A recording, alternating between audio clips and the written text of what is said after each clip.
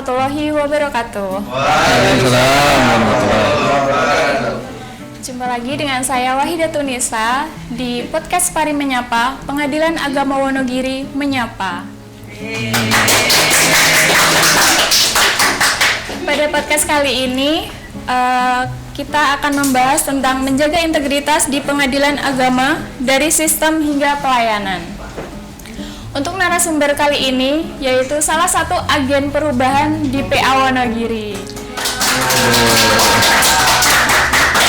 yaitu Mas Muhammad Zaki Ramadan. Mas udah siap belum nih buat menyampaikan materi mengenai tema tadi? Ya, insya Allah disiap-siapkan. Oke, siap Mas. Oke, seperti yang telah diketahui ya Mas, bahwa sebagai sebuah lembaga peradilan, itu kan pengadilan agama mewajibkan seluruh aparaturnya untuk memelihara dan membangun integritas di lingkungan kerjanya. Lah, sebenarnya apa sih maksud dan tujuan dari memelihara dan membangun integritas itu sendiri di lingkungan kerja tersebut, Mas? Ya, pertanyaan yang sangat bagus ya Mbak Nisa ya. Tapi sebelumnya bismillahirrahmanirrahim. Assalamualaikum warahmatullahi wabarakatuh. Waalaikumsalam. Pada yang terhormat Bapak Wakil Ketua Pengadilan Agama Wonogiri, Bapak Hakim, Bapak Sekretaris dan Ibu Panitera, serta seluruh pejabat di Pengadilan Agama Wonogiri, dan juga tidak lupa saya juga menyapa Sobat Pari Menyapa Mania yang ada di studio maupun yang ada di rumah. Izinkanlah saya pada kesempatan hari ini menyampaikan beberapa informasi terkait dengan integritas di pengadilan agama. Untuk menjawab pertanyaan tadi Mbak Nisa, sebetulnya pengadilan agama merupakan salah satu lembaga peradilan di bawah Mahkamah Agung yang memiliki peran vital dalam menegakkan hukum dan keadilan, khususnya dalam bidang hukum keluarga Islam. Dalam rangka meningkatkan kepercayaan publik dan mewujudkan birokrasi yang bersih, transparan, dan akuntabel, maka dibutuhkan penerapan prinsip-prinsip tata kelolaan pemerintah yang baik atau good governance. Salah satu instrumen strategis yang menjadi tonggak reformasi birokrasi di lingkungan pengadilan agama adalah pembangunan zona integritas atau ZI menuju wilayah bebas dari korupsi atau WBK dan wilayah birokrasi bersih dan melayani atau WBBM, yang bertujuan untuk membangun sistem kerja yang efektif, efisien, serta bebas dari praktek-praktek penyimpangan. Nah, oleh sebab itu, untuk mendukung implementasi zona integritas tersebut perlu diterapkan berbagai mekanisme pengendalian yang terintegrasi seperti penerapan sistem pengendalian intern pemerintah atau SPIP, pengendalian gratifikasi, penanganan benturan kepentingan, dan sistem pengelolaan pengaduan masyarakat. Gitu. Oh iya, mari kita bahas satu persatu dulu ya Mas. Tadi kan disebutkan yang SPIP itu ya Mas. Sebenarnya apa sih yang dimaksud SPIP itu sendiri dan bagaimana implementasinya di Pengadilan Agama Wonogiri itu sendiri? SPIP atau Sistem Pengendalian Intern Pemerintah itu merupakan sistem yang dirancang untuk memberikan keyakinan memadai terhadap pencapaian tujuan instansi secara efisien, efektif, dan patuh pada aturan serta andal dalam pelaporan.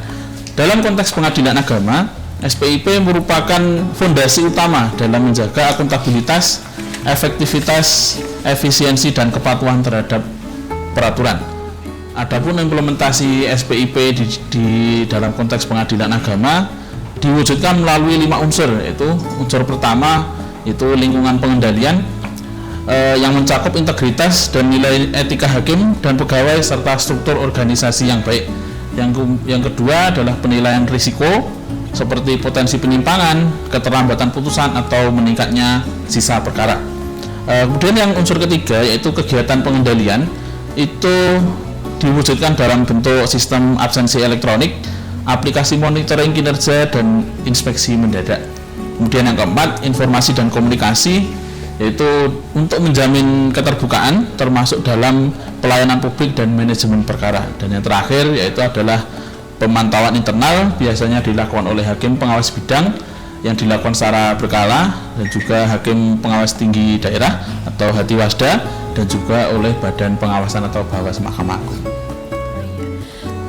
selanjutnya masuk ke topik berikutnya ya Mas, yaitu pengendalian gratifikasi. Nah, kan banyak tuh mungkin Sobat Parin Menyapa di rumah atau di studio masih belum tahu tentang apa itu artinya gratifikasi itu sendiri gitu. Bisa dijelaskan nggak Mas? Kalau gratifikasi sendiri yaitu adalah pemberian dalam bentuk apapun kepada pegawai atau pejabat yang berhubungan dengan jabatan atau kewenangan mereka. Nah itu gitu. Gratifikasi. Yeah, gratifikasi. Oh, iya. Lalu sebenarnya kapan pemberian tersebut itu disebut sebagai gratifikasi yang dilarang dan bagaimana sih contohnya gitu loh Mas? Kalau gratifikasi itu sebenarnya dilarang itu terhadap segala bentuk pemberian yang terkait dengan jabatan yang bisa mempengaruhi objektivitas pejabat seperti hakim atau panitera. Dalam hal ini seperti apabila seseorang yang telah dijatuhkan putusan kemudian karena merasa orang tersebut itu diuntungkan dengan putusan tersebut akhirnya memberikan bingkisan atau misalnya berupa hadiah kepada si hakim yang menangani perkara tersebut. Nah itu termasuk dalam contoh gratifikasi yang dilarang dan itu juga termasuk ke dalam kategori suap jika tidak dilaporkan. Oh iya, seperti uang, makanan gitu juga termasuk. Itu juga termasuk sebenarnya. Oh iya.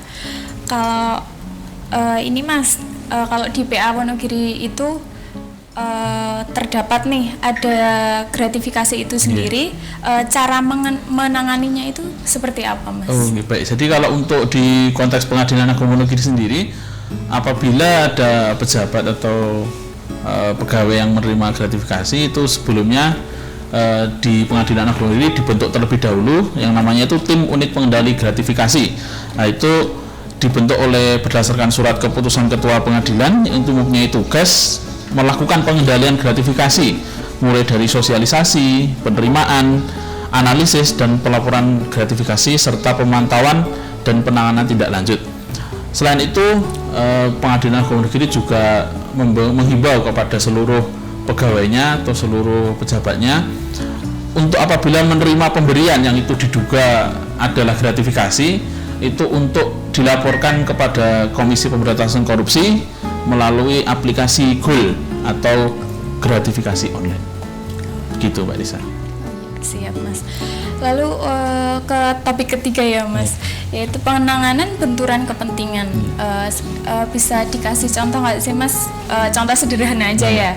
Bagaimana benturan kepentingan itu bisa terjadi di pengadilan agama, khususnya di Pengadilan Agama Wonogiri itu sendiri? Jadi selain terjadinya gratifikasi itu di dalam konteks pengadilan agama itu juga biasanya sering terjadi atau kerap ditemukan adanya benturan kepentingan. Itu contoh sederhananya yaitu apabila dalam perkara di pengadilan hakim yang menangani suatu perkara ternyata masih mempunyai hubungan keluarga dengan salah satu pihak, meskipun kita juga tidak serta-merta langsung menuduh si hakim itu tidak objektif dalam menangani suatu perkara, namun secara etika memang si hakim tersebut yang menangani perkara yang masih mempunyai hubungan keluarga memang harus mundur supaya nanti dialihkan. Jadinya itu biasanya yang disebut dengan benturan kepentingan atau conflict of interest.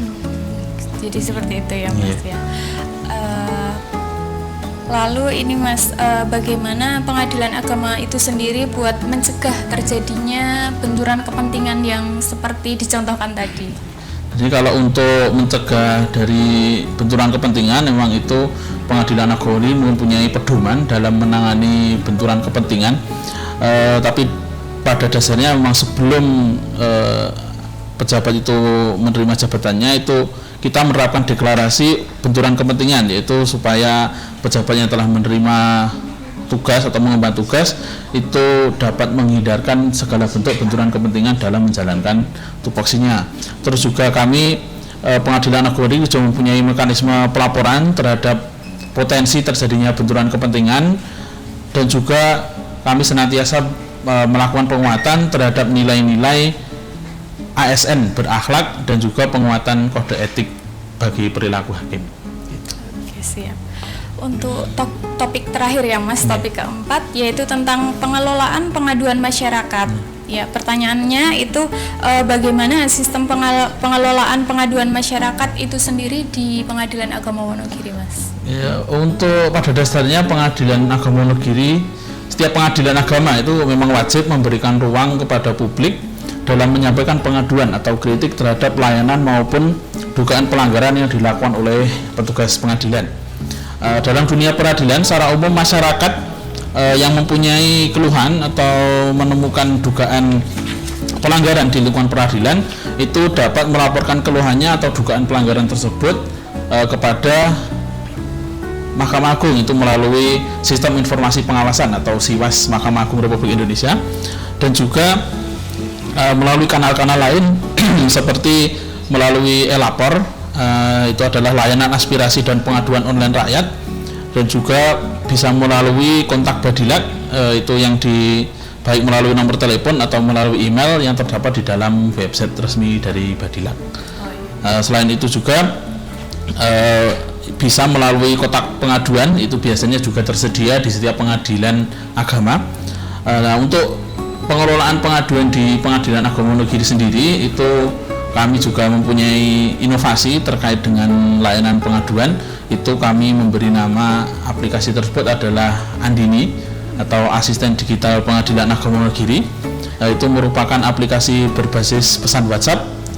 Itu merupakan layanan dari kami untuk layanan meja informasi dan pengaduan. Jadinya bagi pihak atau masyarakat yang merasa mempunyai keluhan dan juga menemukan dugaan pelanggaran terhadap petugas pengadilan agama, itu bisa melaporkannya melalui Andini. Itu jadinya cukup dengan mengakses telepon genggamnya masing-masing, kemudian tinggal mengirim pesan WhatsApp ke nomor Andini.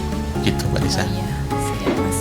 Lalu misal nih Mas, kalau ada pihak yang melapor ke nomor WA, melalui nomor WA ya Mas, itu apakah terjamin nggak sih kerahasiaan identitas dari pelapor tersebut? Baik, jadi kalau untuk masalah tersebut, itu setiap ada pelaporan yang masuk, itu pasti sebelumnya akan diverifikasi terlebih dahulu.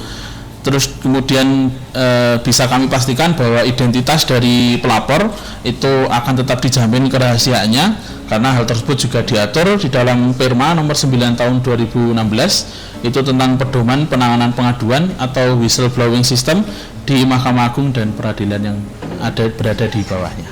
Oke, siap.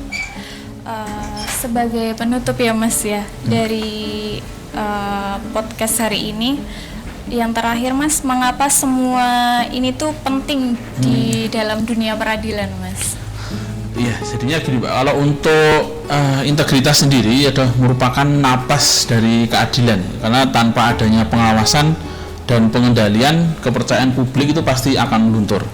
Maka dari itu adanya sistem pengendalian intern pemerintah atau SPIP, pengendalian gratifikasi atau penanganan benturan kepentingan, dan juga pengelolaan sistem pengaduan masyarakat merupakan sistem yang menopang kredibilitas lembaga peradilan. Selain itu, pengaduan atau kritik di instansi pemerintah itu tidak harus selalu dilihat sebagai hal yang buruk, karena pada dasarnya kritik atau pengaduan itu seperti jamu, karena sepahit apapun jamu itu tetap harus diminum, karena meskipun jamu itu pahit, sebenarnya jamu itu menyehatkan. Luar biasa. Gitu Mbak Lisa. Oke, siap. Kita tangan dulu buat Mas Aki. Ya, mungkin cukup itu aja ya Mas untuk podcast kali ini, yaitu dengan tema menjaga integritas di pengadilan agama dari sistem hingga pelayanan. Semoga kedepannya Pengadilan Agama Wonogiri semakin memberikan pelayanan prima kepada masyarakat, khususnya Wonogiri. Baik, itu saja. Jumpa lagi di podcast selanjutnya dengan tema-tema menarik lainnya. Jumpa lagi pada kesempatan selanjutnya di podcast Pari Menyapa, PA Wonogiri Menyapa. Assalamualaikum warahmatullahi wabarakatuh. Waalaikumsalam.